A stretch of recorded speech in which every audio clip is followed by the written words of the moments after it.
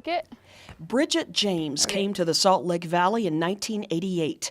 As an avid runner, respiratory problems during her first winter led to visit after visit to see the doctor. It was the inversion season, and poor air quality, she believes, led to her poor health.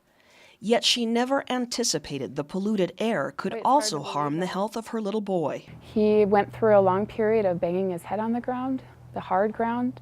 It was very scary, and we did everything to try and stop him. Park wasn't reaching the typical milestones that parents expect during a child's life. Park's doctor recommended he be tested for autism. Rates of autism are increased amongst the families of women who, during their pregnancy, are exposed to more air pollution. The Archives of General Psychiatry published a study out of USC and the Children's Hospital of Los Angeles, which found that exposure to traffic-related air pollution during pregnancy and during the first year of life resulted in twice the risk of autism. Studies like this are closely followed by medical doctor David Mensch. If you look across the valley on a day when there's notable pollution, if you think of that physiologically as the community's being exposed to secondhand cigarette smoke, that's pretty much what it is. That's how it behaves. He cites the research from study after study documenting the poor effects pollution has on the human body. And just like an engine on your car, if you pour a little bit of sand in your gas tank over time, that engine isn't going to work very well. Same is true of the cells of your body. State air quality experts measure the chemicals and the particulates in the air every minute of every hour of every day. You can see how clean the air is on the surface of these little filters.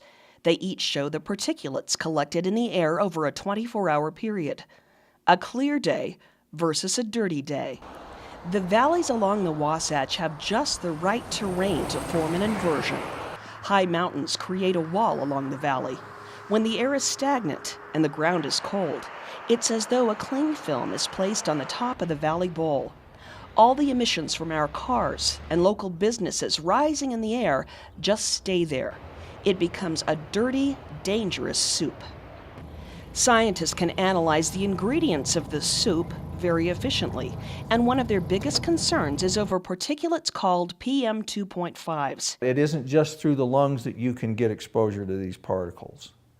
And one of the reasons why the brain is so vulnerable is because it has an accessory pathway of exposure, and that is the particles can get lodged up against the lining of your nose, and then they attach themselves to the nerves in your nose, which then go back to the brain.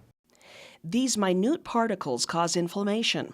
Our lungs, bloodstream, and brain are vulnerable, and the particulates can cause or worsen life-threatening conditions. So it causes lung disease, it causes heart disease, it causes cancer, it causes strokes. Hypertension, low birth weight, premature birth, a smaller head size in newborns, diabetes, lupus, obesity, arthritis, depression, and an increase in suicide rates. Bridget isn't sure that toxins in the air were causing her son's troubling behavior, but she went to great lengths to create a cleaner environment inside their home by filtering the air. They also tried a heavy metal detox diet, and slowly, she says Park's outbursts of frustration subsided. That increases her conviction to create healthier surroundings for her family and for the community. Susan Wood for the Utah League of Cities and Towns.